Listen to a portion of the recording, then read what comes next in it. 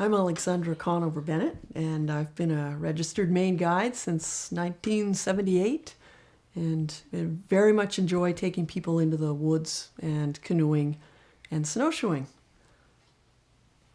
I'm Garrett Conover, and since 1980, when Alexandra and I started North Woodsways, we've been guiding commercially and snowshoe trips in the winter, canoe trips for the open water seasons, and occasionally making some equipment, most of which or all of which we use, some of it for sale. And we've co-authored a book, and I've written a couple other books myself. I first started canoeing, I honestly don't remember because my parents were both canoeists, and their parents, my father's parents were both canoeists. They met in a canoe club, the Holyoke Canoe Club, a long time ago, actually in the 1800s. And so I was raised in wood canvas canoes. I thought that was normal until I got a little older and realized aluminum and plastic were what the rest of the world was using. So I was very fortunate to be in a canoe as a very young person and learned from my father and on the Connecticut River in Massachusetts were my earliest experiences in canoes. My parents had friends who had a canoe, so maybe as an early teenager I was initially exposed to it. And then I went to a canoe camp when I was 13 and started to learn real skills and portaging, and I was lucky enough, it was a fairly traditionalist camp, and so it was real skills, real bush skills, not catalog culture skills. And the owner had a wood canvas canoe, which we were not allowed to touch.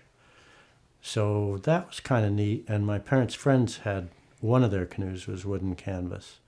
But it was not until after college, really, that I took a extreme interest in canoe culture in the Northeast and in Canada.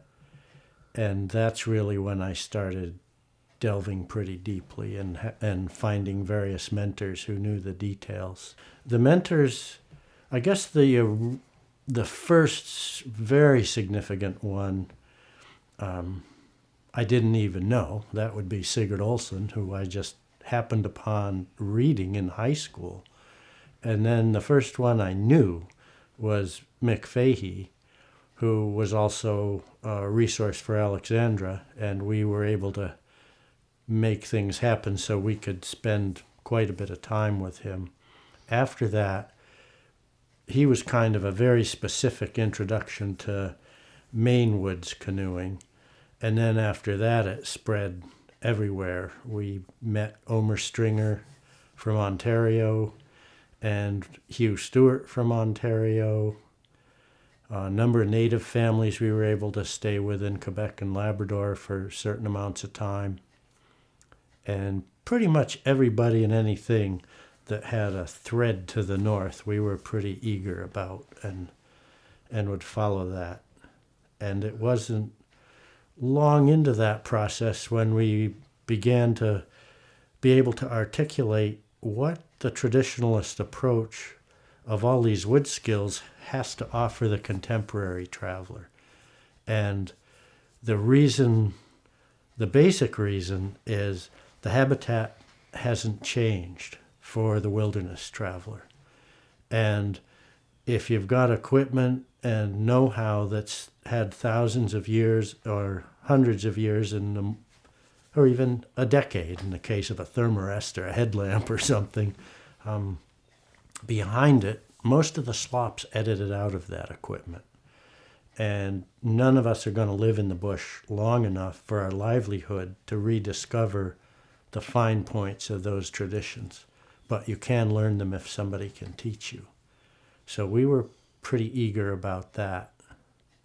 And of course, the more you're self-contained about your knowledge and your skill base, the more independent and autonomous you are, because you can fix, make, repair, do everything. And a high-tech camper is a prisoner of the industrial complex that provided a bunch of gear they can neither make, repair, nor, in many cases, fix. Certainly my first mentor was my father. Just watching him paddle and his kind of training. He was a professor, but as far as teaching 6 kids, no, that doesn't work. We were like cats. So we were just jumping in and out of the 2 wood canvas canoes that he had grown up in and playing in them and paddling and learning pretty much just by imitation how to handle the boats. And then when I was a young teen, I started getting really interested and would go out on just day trips alone, which I thought was really quite something, And all I do is pack a picnic. But I learned about wind and current and all that stuff. When you're alone handling a canoe, it's just a much different thing. And got vastly humbled, which is good for teens, and had an ardent interest in canoeing. And once I got into college, fortunately, I was in school in Maine.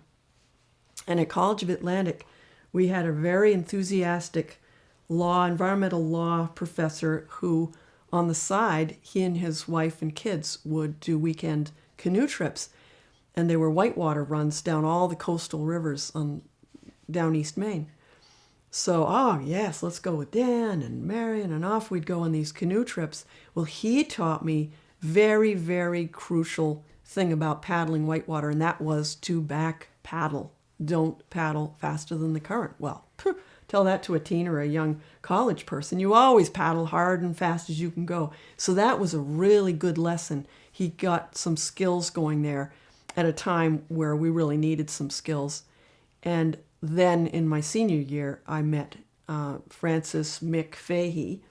And Mickey Fahey and his wife were just moving deeper into the Maine woods in a very remote, roadless village, about 4-hour drive as close as you could get from Bar Harbor. So I worked with them for a number of years in the village where we were handling boats all the time. Mickey asked me early on, back when they were still down on the island, do you know how to handle a canoe? I thought, that's the one thing I think I can actually say, I privately was thinking this, I actually know how to do that. So I said, yes. He said, well, young lady, would you like to go out on the Narraguagus and learn how to pole a canoe? Have you ever heard of poling? Well, I'd heard of it in books, but that's it. And oh, wow, I lit right up. That sounds great. So Mick was very professorial. He'd only gone to 6th through 6th grade, but Mickey was a very, very good teacher. So before he ever let me get in the canoe, which I was itching, just jump in the canoe and show him my stuff, he lectured me on all the intricacies of poling, what you need to do about trim, etc., all the moves. Well, I'd already run it all through my head. I was quite sure if I jumped in that boat in that moving water, I'd show him. Well, finally he let me jump in the boat. He was in the bow giving it some getting that end of it weighted. And we're headed downstream. Well, I hadn't been in that canoe 3 seconds when the boat started spinning, out of control. I didn't know how to pole. So Mick showed me over the course of several weekends really the art of poling. And I saw him once. He was doing it deliberately, but he had said nothing about it. He was in the distance, poling toward me, one-handed, up against the current, having no trouble at all. And he just kept on poling right on by, just ignoring me. But he was trying to quietly show me that there's a lot to this.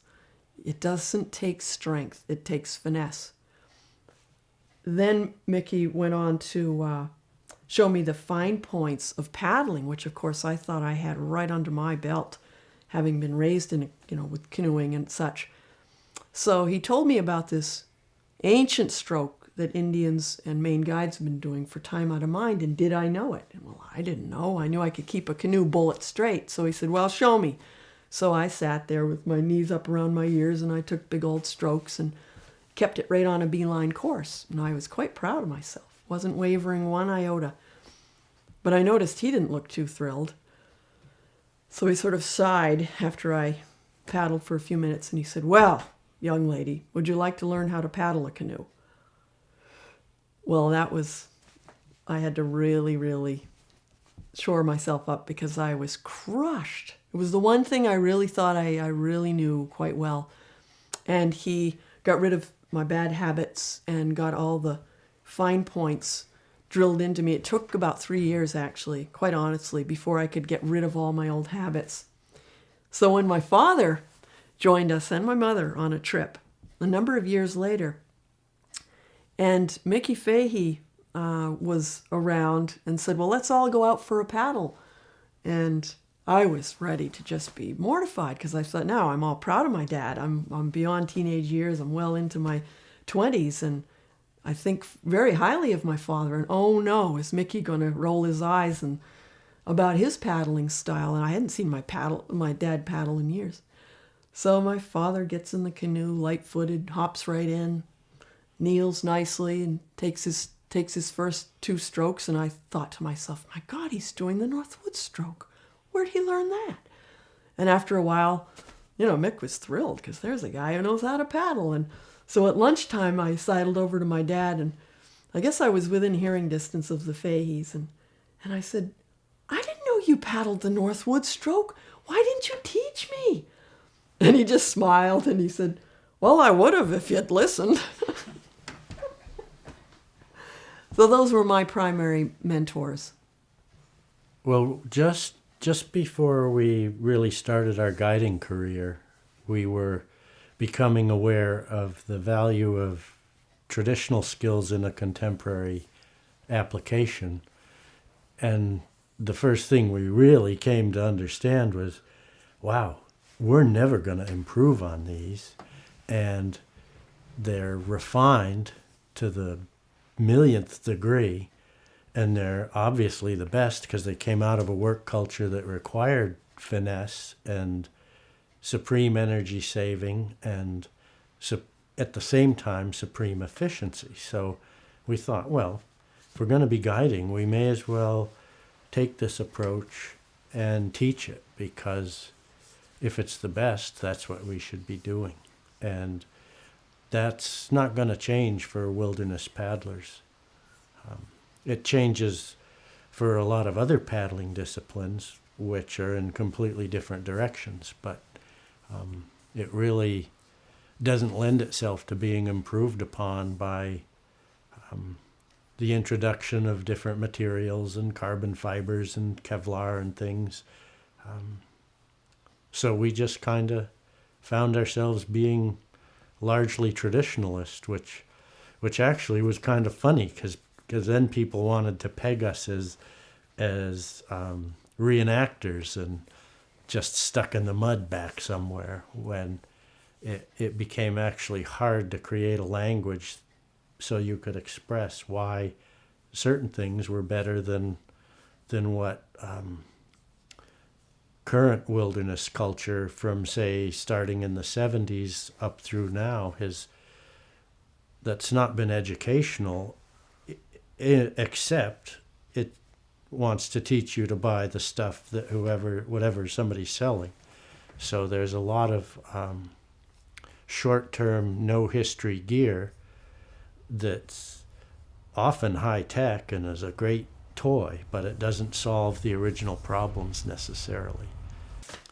Well, just for an example of a traditional piece of gear, for food, we'd use pack baskets because they were designed for canoe travel.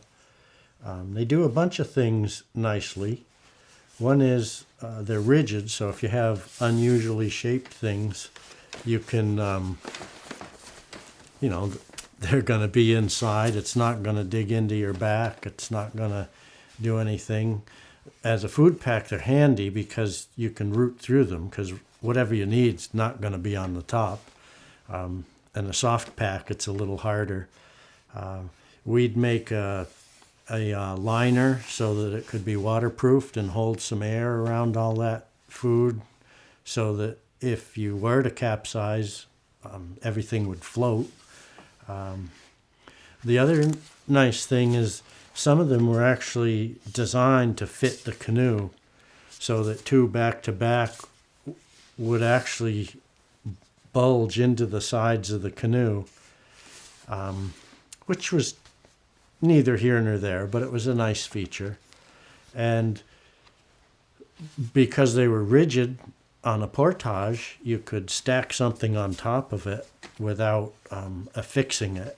You know, if you use soft packs, you might tump line everything together, but with a pack basket, you could just fling something up or have another person help it up on top.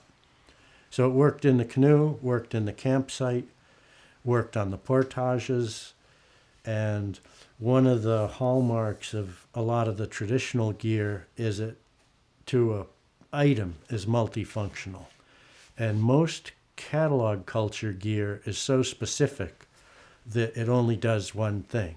And it'll do it extraordinarily well. But it means you're carrying a lot of stuff with you as opposed to a few things that do a lot for you and do it well.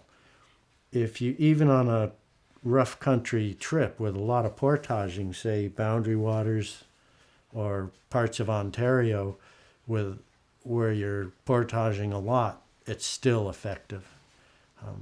In Maine, a pack basket's going to spend 90% of its time in the canoe. The portages here are relatively short and few. And each region has its traditions that evolved in concert with the terrain. And what we discovered with us is we had kind of something from everywhere. And that was the best blend for our style of travel. And it would be, again, you'd choose an item that did something for you specifically, but it would also have a lot of functions within the context of the trip. And you'd change it if you changed terrain. Yeah, I'd like to add something to what Garrett was speaking about. Pack baskets, these keep food very, very cool. And there's a reason for it, because literally on a hot July day, I've got a bunch of food in there, fresh food, that in the heat is going to rot quickly. And the more airtight a container is, the quicker food rots. So you either have to have ice, which I don't know, you know, you'd have to be on a very short trip to deal with ice. At any rate, all you have to do with these is always leave them in the shade, and during the day, sponge them down with some water. It doesn't take a minute. Just get them wet. And that will be evaporating all day long. That wood fiber soaks up the water, evaporates, and in so doing keeps the interior very, very cool. In the evenings when you go to go inside to bring out your summer squashes or whatever you've got in there, you'll find they're just beaded up with moisture because of that nice, cool interior as you bring them out. Well, in the late 70s, when we were starting to think about be nice to be paid for taking all these friends and friends of friends into the woods, we needed equipment. We needed canoes. My grandfather's canoes were out of the question because those were family canoes. And just at that time, Mickey Fahey told us there were 2 Maine fellows building wooden canvas canoes in the interior of Maine. Well, I was fascinated because of this love I already had for the wooden canoes. And the only wooden canoes, quote unquote, I had seen in the 70s were actually fiberglass covered wood canoes. So they looked like wood, but they really weren't. And we learned as college kids that they crack like eggs, and you don't want to, we didn't like those canoes. So talking to Mick, he told us they live in Atkinson, Maine. He actually said someday we'll swing through Atkinson Mills. So sure enough, one day Mickey and Uni and I swung through Atkinson Mills, and we saw an abandoned village and one large building with a big tall ladder and 2 guys at the top of the ladder, one very tall, lean guy and one guy who was lean and not so tall. And they were both hammering away, and we hollered up to them, "Where is the Island Falls Canoe Company?" And they chatted back and forth quietly to each other, and then one of them sort of sighed and said, "Well, that's us." And he started descending the ladder, and it was Roland Thurlow, as it turned out. And they had drawn straws about who's going to talk to these people. We're trying to get this roofing job done, and at the time they were just starting the business. And they came down, and I No, they did not. Just Roland came down and spoke with us and told us all about these wood canvas canoes. And yes, he'd show us the shop. And eventually we did see the shop and met both Jerry Stelmach and Roland Thurlow. We're delighted. They're utterly fascinating, interesting, fun people to be around. And their love of canoes was very contagious. But they were just beginning their business. So I dutifully wrote all these notes down. And several years later, when Garrett and I were ready to buy a canoe, we went to those fellas and put in our first order for a canoe. There wasn't really any question at the time of, oh, shall we get an old secondhand wooden canoe? Because quite frankly, secondhand old wooden canoes were deep buried in people's barns. Nobody wanted to buy them. You didn't see them in yard sales back then. I would have snapped them up had I been able to. So oddly enough, they were not revered things. People were putting them on the brush piles back then, as you probably well know. So you couldn't pick up secondhand wooden canoes very well unless somebody was emptying out a garage that by sheer luck you might have found one. So the new canoes, of course, are less brittle. That fresh cedar wood, especially when it's damp. We always dunk our canoes in the water first before we start the St. John or the Allagash that has a lot of rapids, because it gets a little bit of water into the planking, even though it's carefully varnished. A little bit seeps in, creates a very supple cedar rib and planking, then becomes very durable against abrasion and nudging up against boulders unexpectedly. Well, we found it easier to get the canoes new, and part of it's just we were drawn to the aesthetics of the whole thing anyway, but we were learning wilderness hulls for travel were as rare in the heyday of the wood canvas canoe as they are with any canoe now. The wilderness market is very slim, isn't worth much to canoeing as a whole, as an enterprise, and is the least represented in any company's offerings. So even historically, from a time when canoes were built to be worked with, there were probably 5 models that were good for wilderness travel. And there's still only about 5 that really fill that bill. There's no reason those couldn't be made in Spectra and carbon fiber now, other than maybe expense, and nobody's going to do it because of market limitations. If Rollin were ever to license the Deep Traveler to somebody in that material, we're all getting old enough, so we'd like that maybe. But even if you got that, if I got it and we're doing really difficult, hard trips, I would only use that canoe on ones specifically where the lightness really, really mattered, because the gel coats of some of those are they've got marvelous impact resistance, but very little abrasion resistance. And a wilderness canoe encounters abrasion paddling in the whitewater, in rough lake water, in portaging, in everything you do, lining, poling.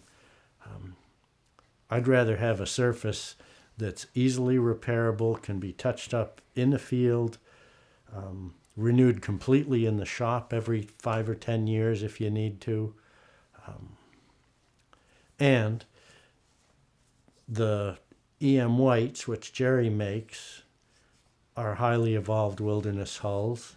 The canoe Rollin made, which is very white derived, the Atkinson Traveler and the Deep Traveler, is probably the best wilderness hull that's ever been made. And he's the guy to have figured it out, because as a restoration artist, he's seen every kind of canoe that exists. And there are 2 lengths of chestnut canoes that were able wilderness hulls. There's 2 of the EM White models are able wilderness hulls, and Rollins is just superb. And it's not a simple equation because the traveler is encountering every condition that exists. So it has to be a relatively fast canoe for all the flat water. It's got to be a good polar for shallow rapids up and downstream.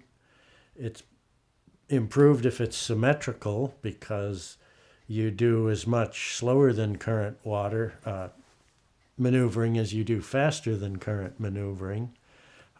Occasionally you make a pretty dramatic mistake and you may get to run a rapid backwards. You don't intend to. It's more fun if you have a canoe that's symmetrical and going to behave the same till you can do another eddy turn and realign yourself. Or if you can't, spin around where you are in place and at least get to look forward instead of over your shoulder. And the things that make a canoe good in a flat water lake are not the same as the things that make a good polar. They're opposite ends of a spectrum, and the trick is to balance the two. So you want a wilderness hull is going to be reasonably fast, but it's going to be pretty buoyant in the ends for rough lake water and rough white water. It's going to be pretty long, which will help with speed. It'll also help with poling and lining functions. And you want a fair amount of rocker, which is the curvature of the bottom. If you're going to be in any amount of white water, the more rocker you have, the better off you are. If you're a good paddler, even in flat water, you can keep a rockered canoe straight. You want it to be light enough for all the portages. You want it to be rigid enough for heavy water, either wavy lake or white water. As a wilderness traveler, you probably won't be running anything above a class 3 rapid, and even then you're going to be looking for the class 2 or less portions of the class 3 rapid to sneak your load through. So you may not even need a spray cover. You may want one, but it's a relatively low level of whitewater usage and a high level of everything else. So nobody gets that balance perfectly. Chestnut probably came closest. E.M. White came closest. Roland came closest. The Deep Traveler is, as far as I can tell, pretty close to perfect. And that wasn't an easy solution to arrive at. Some of the earliest times I was canoeing, Garrett and I and guests in Labrador, we had our nice brand new E.M. Whites and Roland had just invented the Traveler. And I'll never forget, we were going, must have been about 100 miles upriver, long distance upriver with these guests. Beautiful rivers, but extensive poling. So you'd be poling all day and or hopping out lining, or maybe just jumping out and grabbing the canoe and just hauling over stuff. But it was well worth it. It was a lot of fun. And we found out that no matter whether Garrett was in the stern poling the Traveler or I was, that Traveler was always up around the next corner, waiting for the 18-foot E.M. White. Well, the 18-foot E.M. White is a beautiful canoe. There's nothing wrong with that canoe. It's just not as good a polar as the 17.5-foot Traveler. So we learned on that trip, as a for instance, if you're splitting hairs, if you're doing nothing but poling and traveling upriver, that's the canoe you want, is the Traveler. And then, of course, the 20-foot E.M. White. Oh, my goodness, that will float on a heavy dew. You can pull that through rapids and dance an Irish jig if you have a mind to. It's as steady as a rock. It tracks beautifully. And you can go in the shallowest of rapids, upriver or down, in a 20-foot E.M. White, and you will be a happy polar. Generally, the shorter canoes, you learn, if you don't read about it and trust the authors, You learn very quickly that a canoe, even a 16-footer, especially if you're a heavily built person, you're not going to enjoy poling because it sits so deeply in the river, just in the water, that it catches the current. And no matter how you trim it, it's just sluggish. You want to be on top of the water when you're poling. So those were a few. It didn't take long to learn what behaved best in what conditions. And the fine points between the top, say, 5 models are pretty small, and they show up best if you're in a mixed crew. And, some going upstream on that trip, the Traveler excelled. Going downstream in long, heavy rapids where you were ferrying to get lined up, the EM White was better. In a tight rapid going downstream, the highly rockered Traveler was better. It's in an ideal world, you want the best you can get. But the real point is you need to learn the limits of the hull you're in and your skill levels in combination. And so in a way, the really fine points don't matter. They matter in an extreme situation, and that's where you have to be smart before you apply your technical skills. If you say, nope, I'm lining this rapid, or I'm portaging the gear, but I'll run it empty, and then the other boat next to you might say, I think I can run this with the load. That may be, but it's because each person knows what they can do in that situation. Or it might be everybody portages gear, runs empty, or lines because it's too tight to run no matter what you have.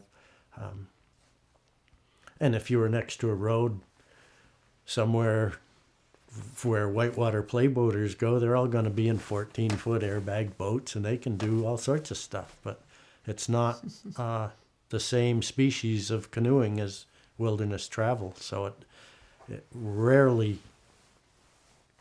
there's no discipline crossover. One thing in learning the technical stuff is you have to remember the author's going to talk about what their passion is.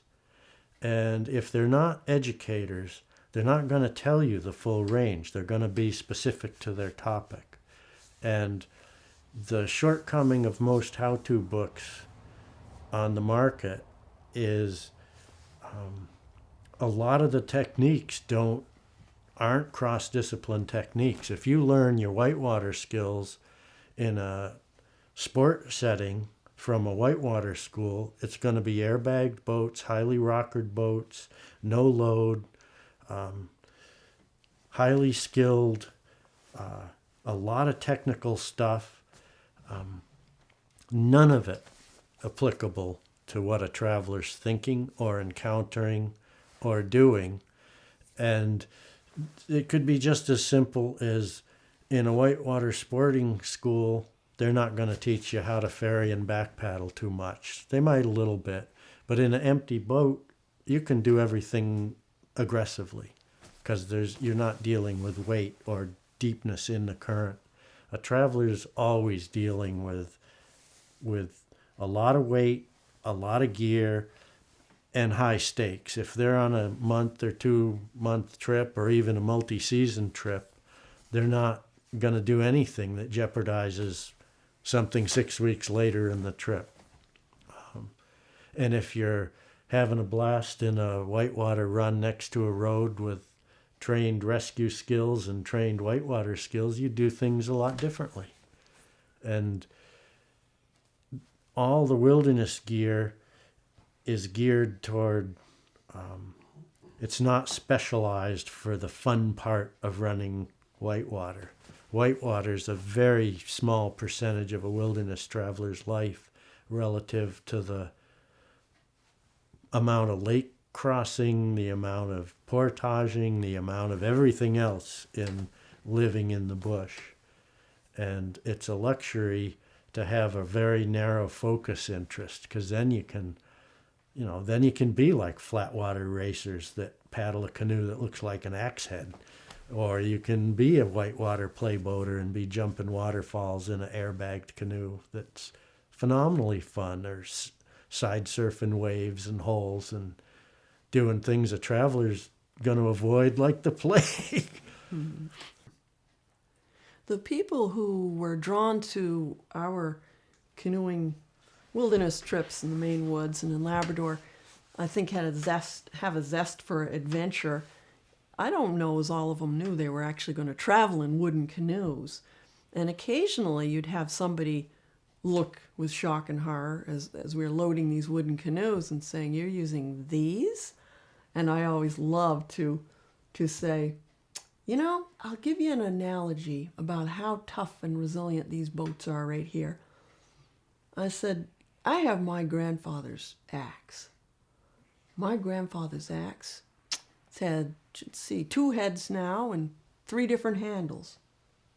I wait for that to sink in. And I say, these canoes are the same. You can change the skins on them. You can change the ribs that are broken. You can change out the planking. You can repair the gunnels, restore the gunnels, the stems, every single part of this. If you have an accident, various things can be repaired and restored in the field, which is key.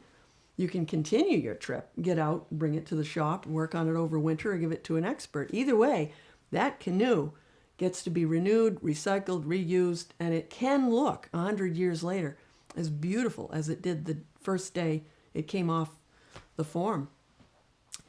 And I love that idea of being able to use something and reuse something and pass it on to other people.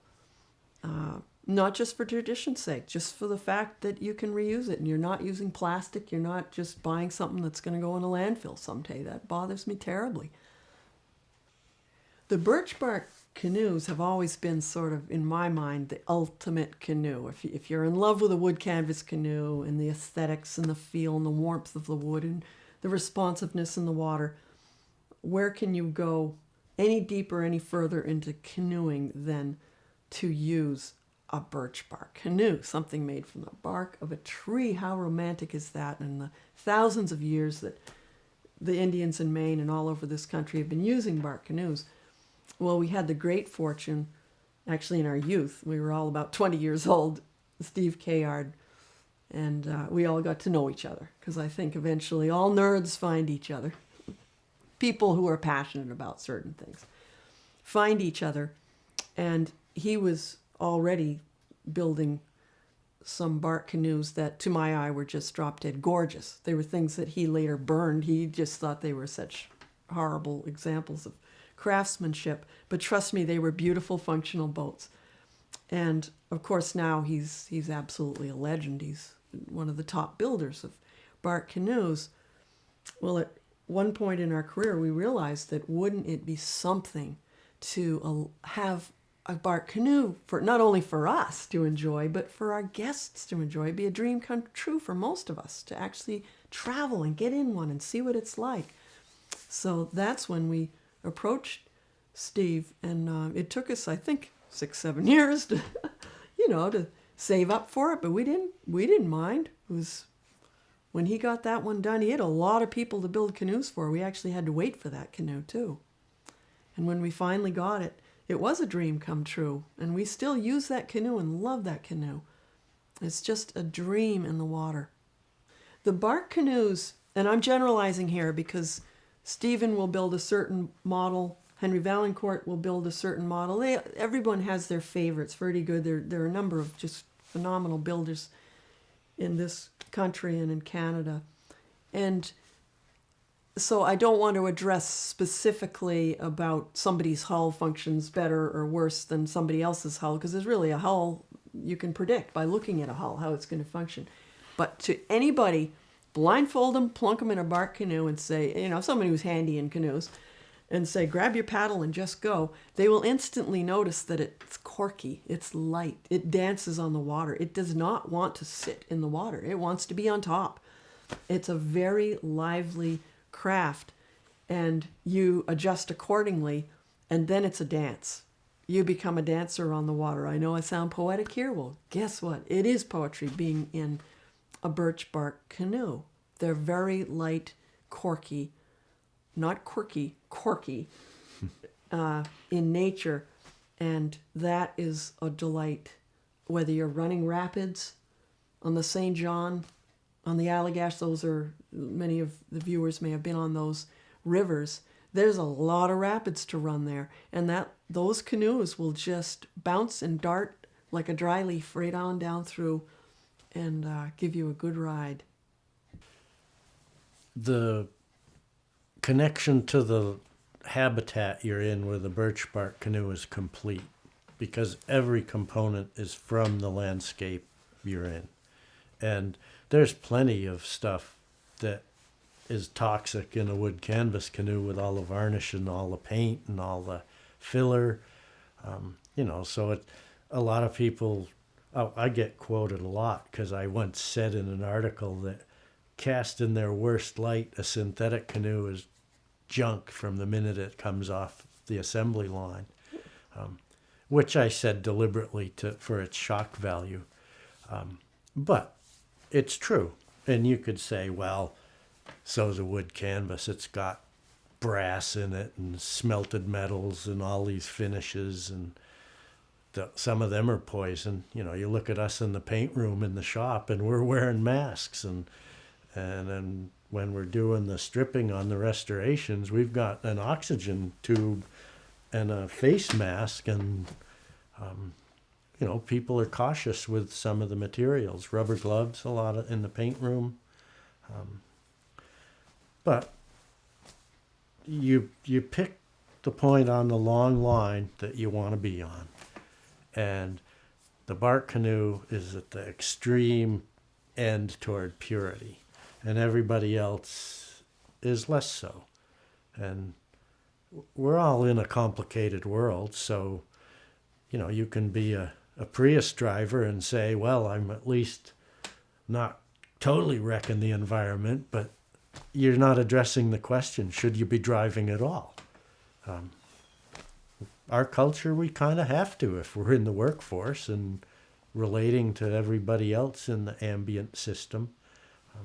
But the point is, if you're going to be choiceful, know why your choices are what they are and pick them so they're in balance with your own temperament and what you're trying to accomplish. And for us, with a really high percentage of traditionalist gear, we just like that super refined end of the scale.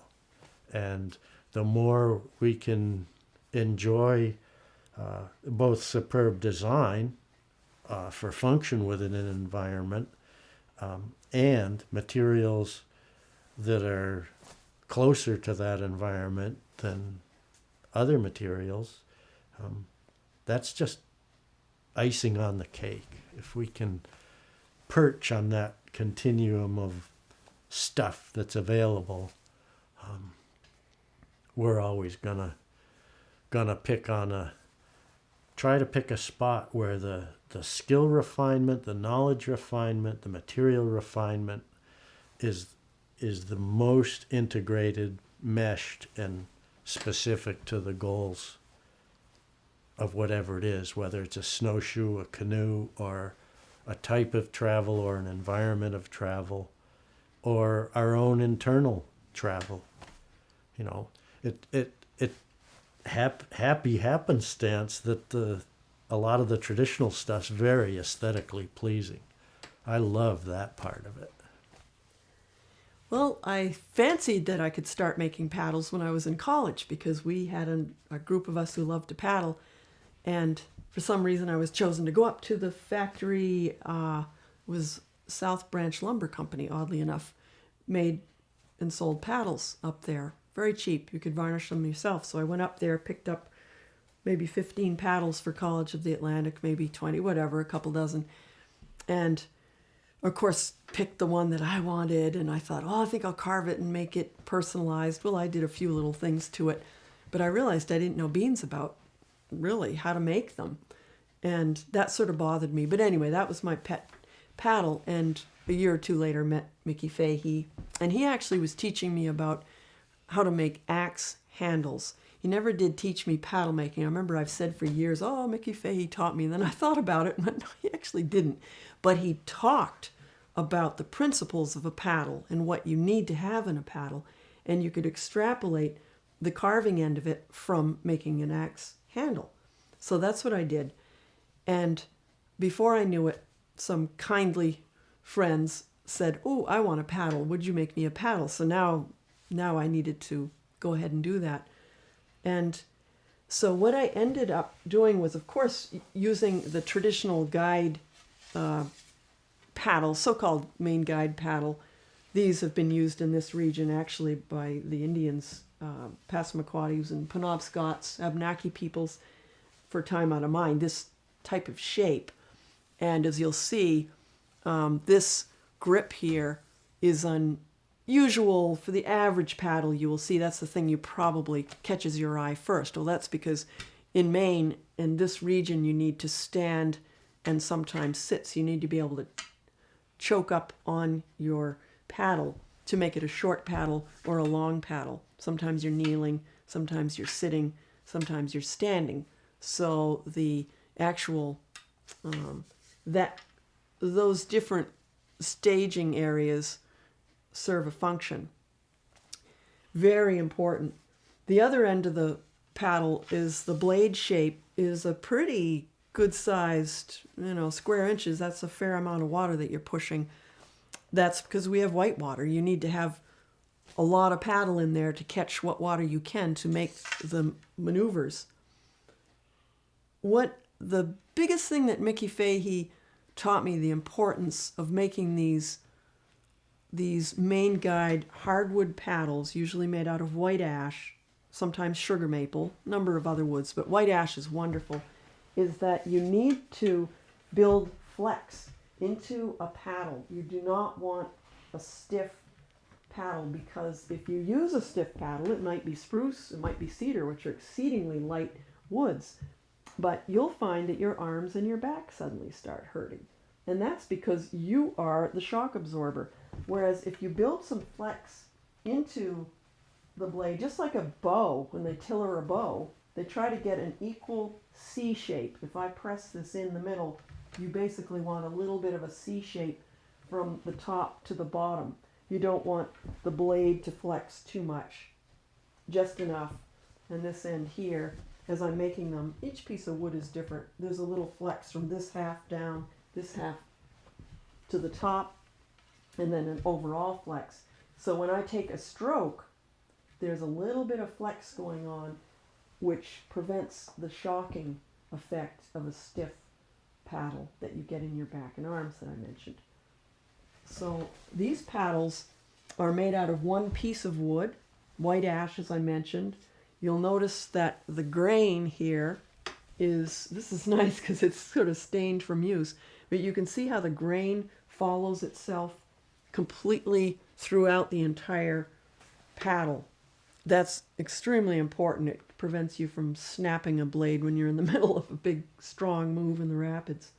I don't know how old this one is. I've made several over my guiding career, but I would guess perhaps 20 years maybe this one has been used. And another thing that I've ended up putting in my paddles is you'll notice in this blade that it's thickest here, and I'm tapering thinnest, and now I'm going back out again, so it's thick again. It's about as thick here as it is here. And that's to prevent the splitting, the wear and tear and abrasion that occurs at that end of the blade. Most paddles I've picked up in my life, I'd say 99% of them, go thick to thinnest. And it just makes them very susceptible to breakage. So that's a nice little feature there. Omer Stringer was a wonderful canoeist, guide, and paddle maker. He actually made me this paddle many years ago, and I love this paddle. And I asked him after a number of years whether it would be okay if I made some of his paddles, because after all, that's a guide paddle. Not everybody stands and runs rapids. A lot of us just like to go out and paddle in the evening on a quiet pond. You don't need a big old guide paddle. You need a nice, slender, small paddle like this, and some of the rivers are much more suited to this sort of paddle. So they tend to be short and very light and slender. They don't push a lot of water. They don't need to. And Omer laughed. He said, "You don't need my permission. These have been used for thousands of years in Algonquin Park and all sorts of regions of the country.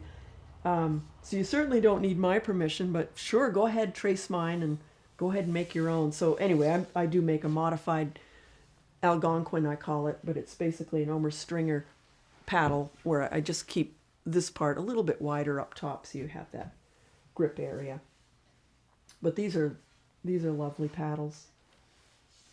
Well, go ahead. Well, one big difference with the paddles Alexandra makes is they're in effect custom made to the piece of wood. And a factory isn't going to take that amount of time. They got a bunch of templates. They're going to fit as many on a plank as they can, bandsaw them out, drum sand them. Speed and numbers is the criteria. Her paddles, the grain and the individual piece of wood, and if she knows the person, is all combined. And that's a tool that really is specific to all the elements of its usage. And mass production doesn't lend itself to that. So there's a big difference right there. And then there's a secondary difference is the stroke would be identical with either of these two radically different looking paddles. With this smaller surface area, the tempo just goes way up. It's like a high gear on a bicycle. Legs are going real slow, but the wheel's really going. And since it's lighter and you're in calm water, deep, solid water, not aerated, you just increase the tempo. You're not working any harder, but your cycle of strokes is faster. And actually, air paddling here, I'll use the short one. In fact, I'll move this one right down out of the way. Because the so-called Northwood stroke is really, a bit of a dance. Because it's a circular stroke. What it is not is this. Sometimes it's easier to show what it is not. If I'm in a stern seat of a canoe right now, the average person who knows nothing would plunk themselves down the way you do in a chair with your knees in the bow straight ahead, your knees pointing like this, and you'd grab this thing and you go, "I want some water. I need to make this thing go forward." You'd reach way forward and you'd haul it back as hard as you could. That's what any amateur would do. But what that ends up doing is you get very, very, very sore here. Your back gets extremely sore. Your stomach gets really sore. Your feet aren't really doing a whole lot here. You're just hauling water physically, brutally all day long. Well, if you watch a native paddler or a seasoned guide or somebody who's been on the water a lot, you'll notice that the first thing they do when they sit in the seat is they turn diagonally. Well, now let's say I'm playing baseball and the pitcher's there. I'm lined up to swing this bat. You never see a pitcher like this. A batter like this. The body doesn't like that. Same thing with paddling. You want to be at a diagonal to your line of travel. So you point your knees to the side you're paddling on. You can tuck one leg out of the way.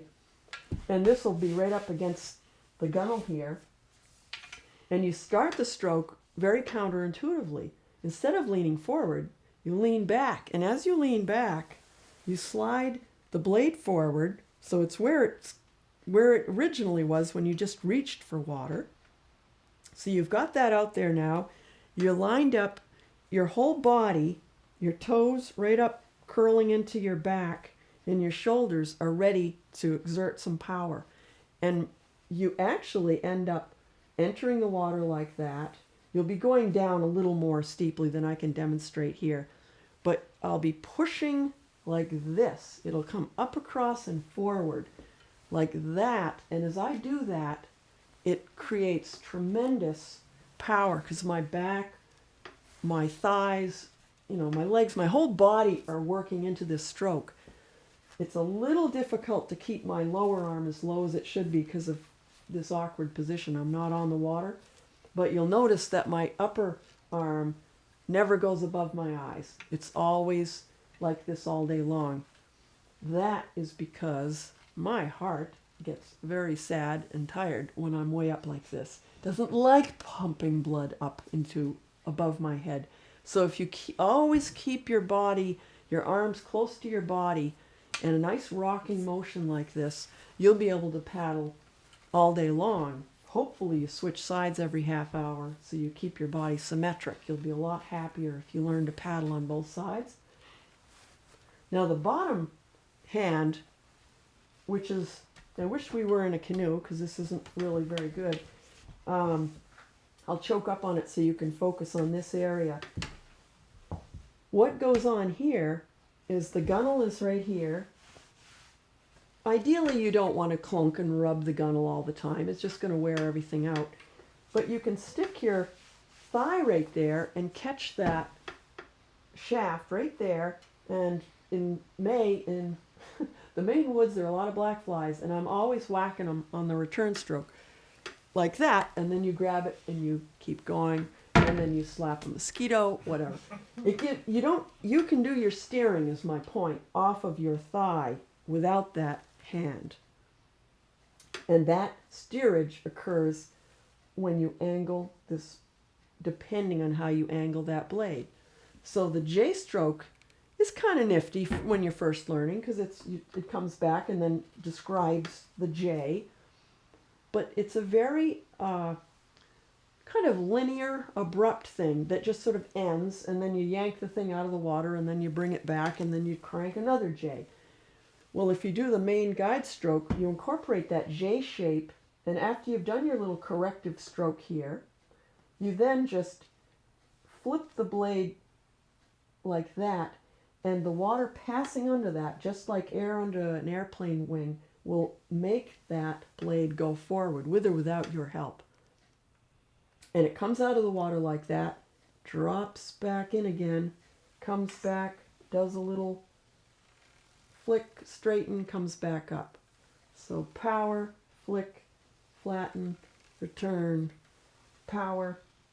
When I say flick, I just mean straightening the canoe, flatten, or slightly angled, return. And that fluid motion engages all your muscles. The blade agrees with the water. You shouldn't hear it traveling through the water or slurping or slopping very much at all. It's a very quiet stroke.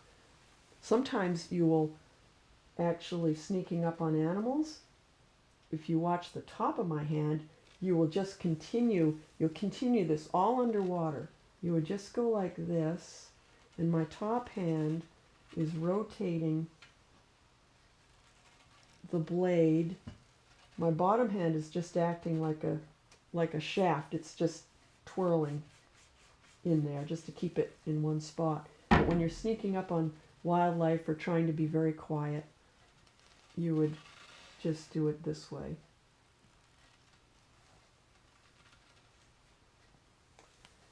So that's a dry land version of the Northwoods stroke. The stroke that I was just demonstrating, we call it, the last 30 years, we gave it a label of the Northwoods stroke because usually the Northwoods is where everybody's canoeing how to talk about a stroke that's been used for thousands of years without calling it the Indian stroke, the Native American stroke, it's been called the pitch stroke. There are many, many names it's been given. So we just thought, well, let's associate it with a region and leave it at that. And even that, quite frankly, is inadequate because the Indians, you could say, invented that stroke. But I was in Venice in a gondola, and when I watched the gondolier, he was doing our Northwoods stroke. Well, of course he wasn't. It's just the way you make a gondolier go forward. He was incorporating the exact, precise same body motions. He was diagonal. He never brought his hand above his eyes, and he was doing what we would call the Northwoods stroke. But anyway, anyone who is in a boat a lot and learns how to paddle well, whether they're Italian or a Native American or Native Canadian or an enthusiast who loves the wilds like myself, you eventually paddle like this because it's easy on your body. You don't end up having any problems with your elbows and shoulders and hips and knees. The traditions of canoeing, of course, have a winter counterpart, given the habitat of the boreal forest, which is where our interest is. And all those waterways are the winter travel routes as well. And if you're studying invention, two things of supreme elegance appear: canoes and snowshoes and toboggans. And they are, in fact, totally related because they were shaped by humans traveling on the waterways, whether they were liquid or frozen, as the path of least resistance. If you live in the bush, your whole focus is being comfortable, saving energy, being efficient, and not getting tired if you can help it. There's plenty of hard parts of long trips that are very tiring. But within that, you can make the tiring parts as efficient and least tiring as can be if you learn a lot of skills. And snowshoes certainly are another example of refinement over centuries that edits anything not earning its keep completely out of the picture. So you get these elegant, lightweight devices that basically allow a human to float and fly upon the snow. And if you're truly in deep snow country crossing wild ground, you're best served by the shoes native to that region. And anybody in the north is going to have a pretty big high surface area snowshoe to accomplish that. So if you were to go into any mountaineering store now, you'll never find a snowshoe big enough for you to travel in the boreal forest. You'll find a bunch of high-tech solutions to semi-packed trails, and the salesman won't have a clue that there's any historic backstory to the snowshoe. They'll think it was invented in 1978 by mountaineers, and that's a specific shoe for a specific person. If you're a wilderness traveler, you're going to have to go back a couple hundred years to get something that's going to serve you well.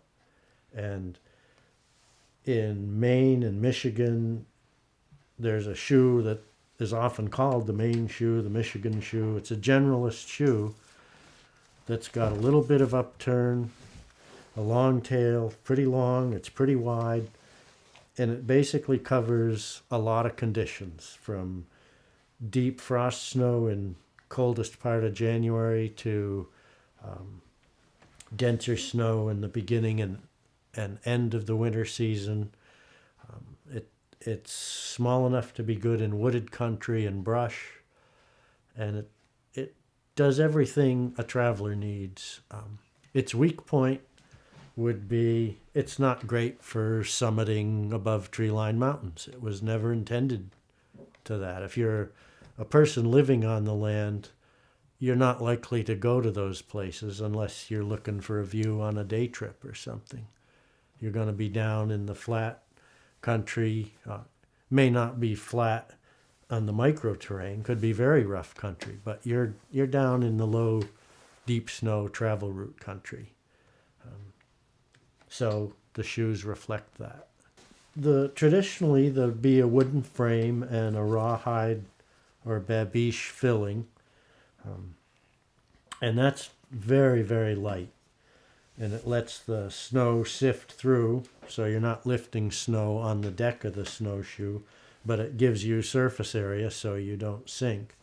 And the drier, colder the snow you're going to be in, the finer the weave is. And that's going to change seasonally throughout the winter and conditionally, depending on the nature of the snowfall. So again, like a wilderness travel canoe, the generalist snowshoes covering a lot of different conditions. And there's always going to be something it doesn't do well. You need it to do a lot of things well, possibly not superbly. In certain conditions, it's going to be fantastic.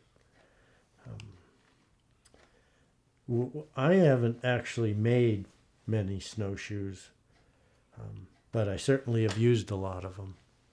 And there's some really good books on how to make them, and if you can learn from somebody that's been doing it, there's lots of neat little tricks that make it easier. And I like the babiche aesthetically. Some of the natives up north are using braided marine fishing line now. It's just as light and it's plenty strong. Some are even using heavy gauge monofilament fishing line. But the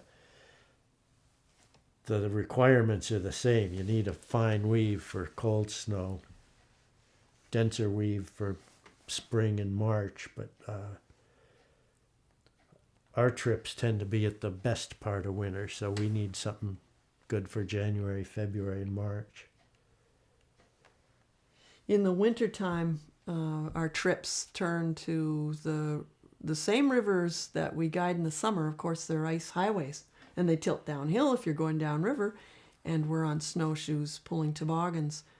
And over, I don't know, we started guiding the trips after we might have had, I'm trying to think now how many years of experience I actually had under my belt before I actually took people on these winter camping trips. Horrifyingly few number of years when I think of it. But as a teen, I'd been trying winter camping on my own, inspired by books in that case. I didn't know anybody who winter camped, and picked up a lot just through making a lot of mistakes, but learned a great deal from some very good books.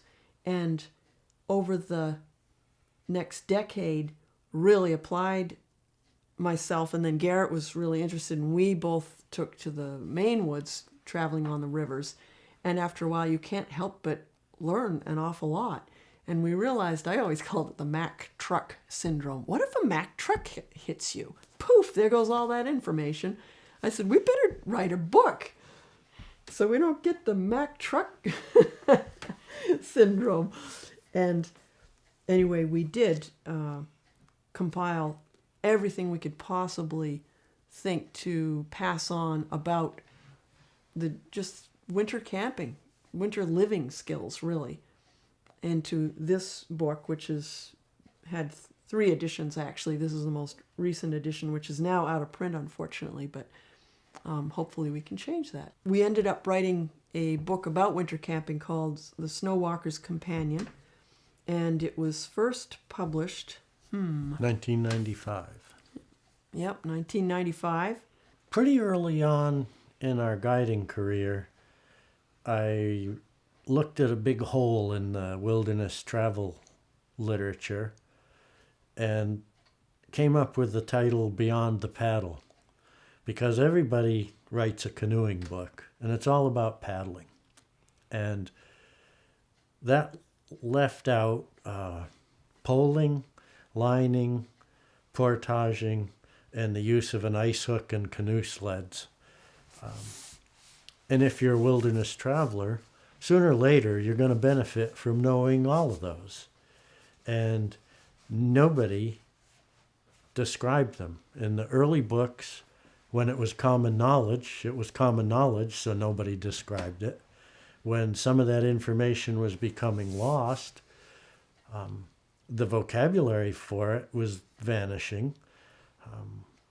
Wilderness travelers, since they're going upstream, downstream, over heights of land, crossing watersheds, really traveling, they're the ones that have a reason to retain some of these skills. And there was no real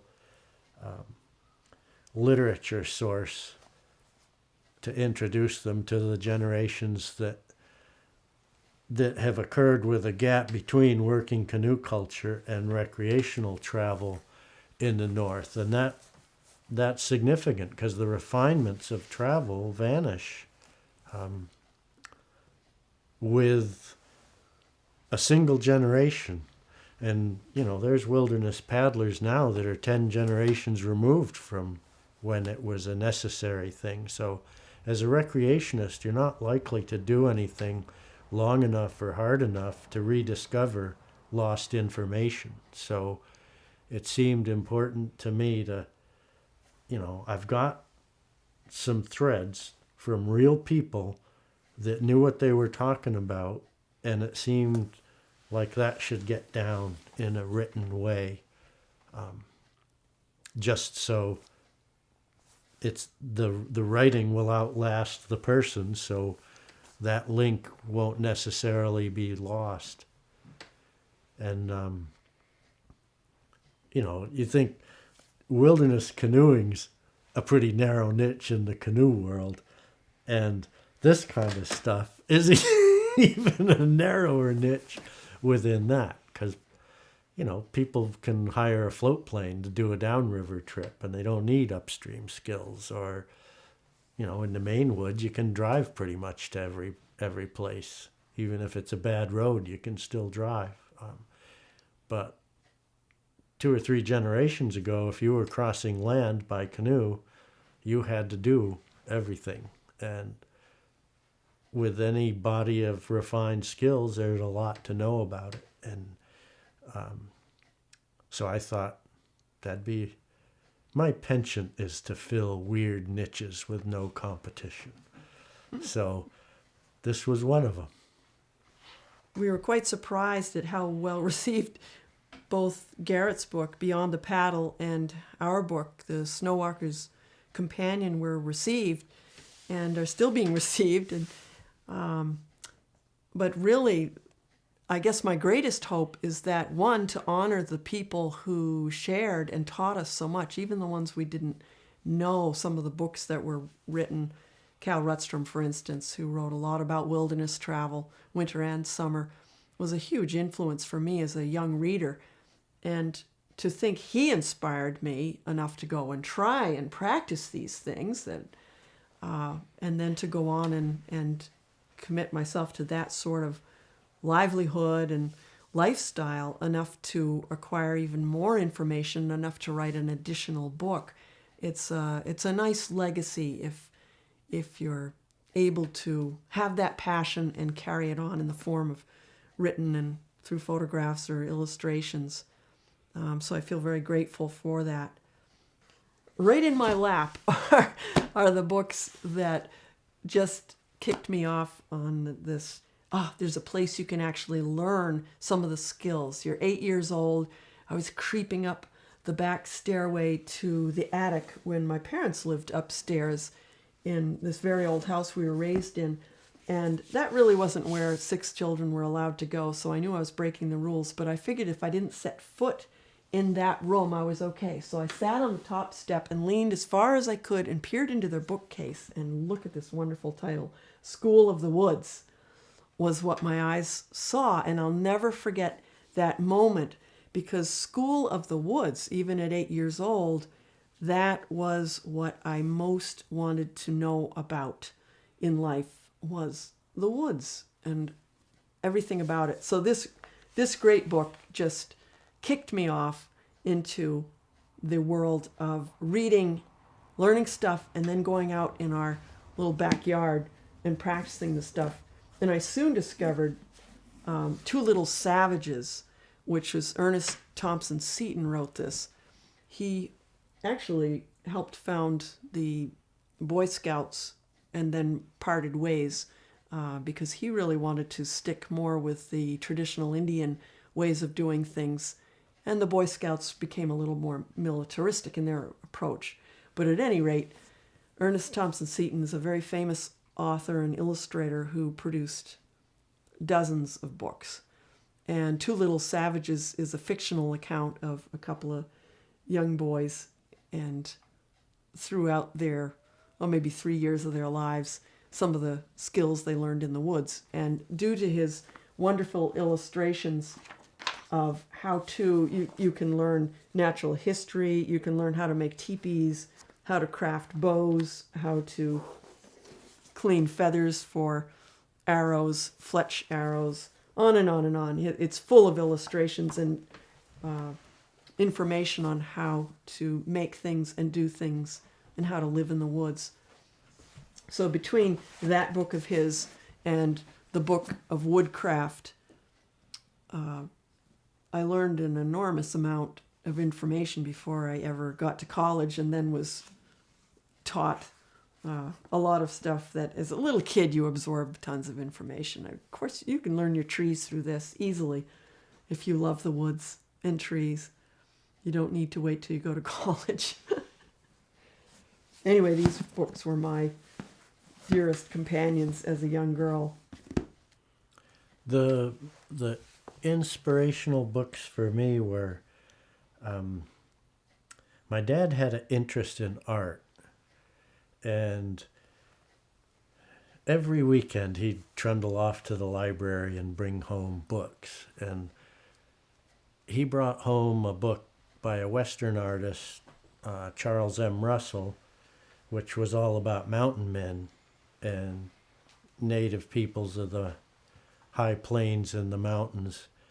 And even as a little teeny kid, I recognized somehow, the way kids do, way ahead of their consciousness, this guy's ethnographically accurate and he knows what he's painting. I don't know how, but I knew that. And he did a lot of mountain man scenes, and that appealed to me greatly. And there were some other artists that went into canoeing a little bit, a lot of voyageur artists. And I was just ripe for the resonance of certain ones. So I think way before you have any idea, those are sparkles in your interest. You have them. And so you're toned for the minute you recognize them as you grow up. You know when to jump at stuff. And then Aldo Leopold and Sigurd Olsen and a lot of naturalist writers. Just the blend began to fall into place. So I was just eager for all of it. And it's the combination. There was not one that triggered it all. It just, the similarities, I had a real penchant for certain things. It always had to do with wildlife, natives, and wilderness. And way before any wilderness consciousness was in my head, I knew those mountain men in Charlie Russell's paintings were seeing a landscape for real. And that's been my driving force. You know, part of my wilderness interest is seeking purity, which of course you can never find. But the search for it fuels the preference for wild lands and untrammeled lands and the cultures that didn't leave much of a mark of their being there for thousands of years. Yeah, our wilderness advocacy probably didn't start till college, when we were first introduced to public hearings and lobbying efforts and how you go about that. And of course, we were idealists and purists, so we were set up for huge disappointment most of the time. But that was part of the learning curve. And we've been active on environmental issues basically all our adult lives. And I kind of regard ourselves as useful snipers, not in alliance with any specific. I mean, I would want to support all of them, and I don't have the money to.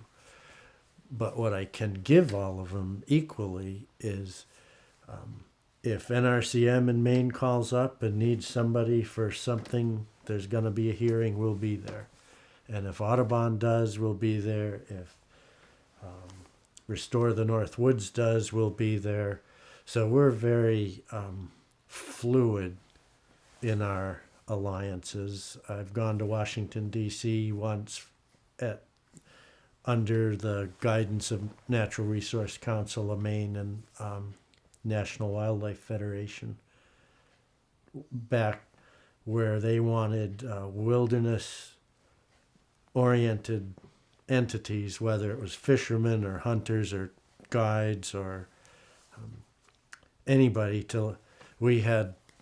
Maine had swing vote senators for climate change, which we weren't successful in influencing, but that was the approach. And 19 different states were represented and were chosen if their senators could have gone either way.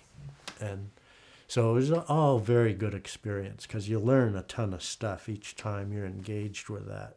And in the case of, eager-eyed idealists, you have to temper what you imagine you can accomplish because it's never going to be at the purity end of the scale. It's going to be somewhere in the middle, hopefully.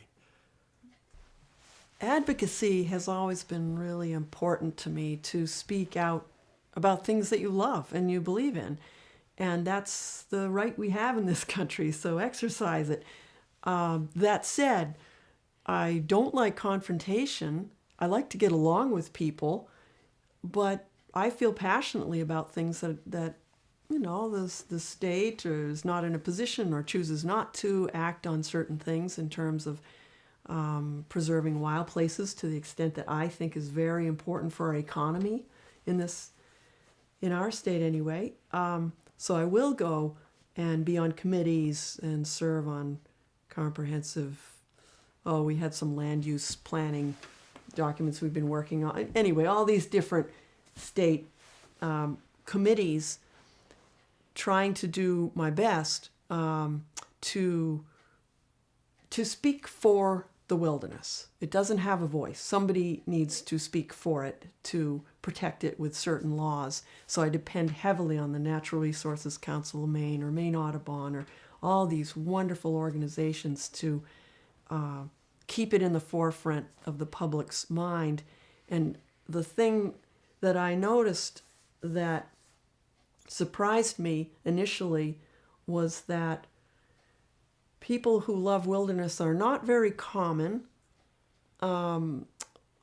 Even women speaking for the outdoors was not common. That surprised me. And it was a little scary because it was, quite frankly, a man's world, pretty much. So all these committees and meetings, I get along great with guys. That wasn't an issue that way, but I suddenly felt that I wasn't really being taken seriously. And I was shocked because in my profession, outdoors, you're respected because you're doing things that require a certain level of skill. And as long as you're functioning well and fulfilling your obligations as a guide, people will respect you. But you strip that all away, plunk you in a boring old room with a lot of us passionately talking about what we believe. And where's your credibility lie? You have to be extremely articulate and rather aggressive to fit into that world. And I didn't feel like I was either. So, unless you can prove yourself that way, who's really going to listen? So that's when I realized it was very important, the work that I did by guiding, bringing people into the woods, that could help the cause because they're all voters and a lot of them are professionals who can represent the woods well and the wild places well. And in the meantime, I was gaining skills and experience so that if I joined a committee to talk about the issues on the West Branch of the Penobscot and a planning document that would last 10 years, my input was on-the-ground knowledge, and nobody could argue with on-the-ground knowledge. And suddenly people were listening because you could have officials, foresters, paper company, any number of people who own land up there or manage land up there saying things that I knew were not correct, were being misrepresented. And as a guide, you could even show pictures. So often I would lug photos down, and that would back up what I was saying, or I'd drag out a map and indicate the roads that now existed for this, quote, area they were calling wilderness.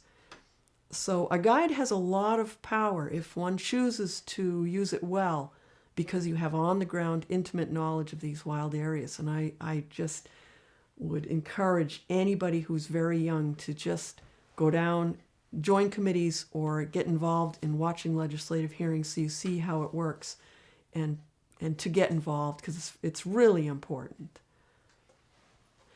And it's not all about advocacy. I found that with the broad base of knowledge I was gaining by learning from the other people on the committees, their backgrounds, their positions, there were all sorts of things that I wasn't aware of, as equally so as they were not aware of our world out in the wilds of Maine, that I was learning a great deal. And perhaps just to my personal nature, was I'd rather see people getting along. We have more common ground than we have uncommon. So why don't we focus on what we have in common? So as a guide, as a person who knew the landscape well, who had attended a lot of meetings, knew what the state was up against, knew what the paper companies were up against, that's what they were back then, but some of the land users and owners now, what they're up against, we all share common problems. Why not catalyze some conversations between people? So I would think of, oh, hey, if I could get this landowner to speak with this land manager and get some of these citizens to hear in a neutral area what all three had to say, or all 5 or 7 or whatever it was, in a non-confrontational setting, a lot of learning happened fast. And that's what I found was much more productive than me ranting about my position, and that person ranting, and that one ranting, and the poor scribe writing it all down and trying to come up with a document to move forward with how do you manage all these people's interests. So that's where I'm at now, is really trying to think creatively about how you can get people with different focuses and passions who share the same ground, get them talking, and better yet, listening to each other. As a 20-odd-year-old, listening to Mickey Fahey talk about how the woods were all gone in Maine, these rivers are nothing like what they used to be when he was a boy, I was quite thrilled with what I had. I thought the woods were pretty wonderful and mossy and dark and deep in places. Sure, there were clear cuts, but next to the rivers, there were exciting places to paddle and recreate in. And I found all his talk kind of depressing, even though I respected what he was saying, and I listened hard and realized that the woods had to have changed a lot based on what he was telling me. And then the ensuing decades of guiding in those very woods and waters, my heart was broken over and over and over again as I watched landscape degraded, very seriously degraded, a continuance of what Mickey Fahey was talking about. And without people like Mick testifying, ourselves testifying, all of us who love what we love testifying carefully and well and often and speaking out, these places do not stand a chance against the almighty dollar. That's just the name of the game in the world that we live in. So we have to speak out on behalf of the animals, the plants, the waterways, the air, all the things that make up our home, so that it isn't degraded, so that we do have wild places for our grandchildren and grandnephews and nieces. Well, I'd love to say 7 generations ahead, just the way the Indians think. Keep those areas as wild as possible, because there's something irreplaceable about wildness that touches the human soul that is very difficult to put words on, but is very real and very important for the health of the human person, their being and their soul and their spirit. Canoes can bring us to those places, and we need wild, clean waters and wild, clean woods for that kind of world. So after all the how-to books, which are they're kind of easy in a way. I mean, it's hard to make them funny and philosophical and easy to read, but the topics conscribed. And those, in my mind, are one set of tools to get you to the wilds. The stuff's fun to learn and get good at and become an expert at, but its ultimate goal is to position you in a wild landscape where the landscape's going to speak to you, however it does. And so if you're comfortable because you're traveling fluently and living well and know how to do everything, that's when the world is going to speak to you on a spiritual level, because you're not worrying about being uncomfortable and miserable and tired and awful. So the book that came kind of out of the blue was a young adult book, not necessarily what you'd expect from a childless male, but it's a coming-of-age story from a girl's perspective. And what it had to do with, I found out after the fact, was it's all the components of wilderness travel and being that inform your interior world. And its fuel is the physical world, but the meanings are symbolic and bigger than the individual and bigger than just the natural history of a place. So I think that kind of was a natural progression to come out of just what started out as kind of the how-to nuts and bolts of wilderness, and ultimately becomes, why is it such a powerful force within you? And that's all spiritual stuff. Kristen's Wilderness is subtitled A Braided Trail, which was pretty deliberate because it's all those pieces of the trail, from mentors to misfits and wizards and anybody that influences how you go about something.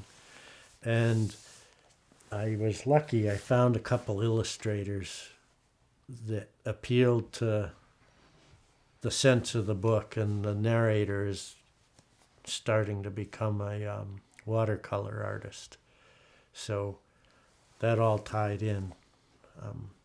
Anyways, published in 2006, and it's a greedy little book. It's won 4 awards since then, some regional, some national. That's exciting to me because, if I have any shred of a legacy 25, 30, 40, 100 years from now, it's probably going to be the how-to books. But my heart's with this little young adult story because it's a closer picture of what drives me in terms of my interest in wilderness. And if I were to influence somebody else, it's sort of what I believed at the time, and so far I haven't outgrown any of those thoughts.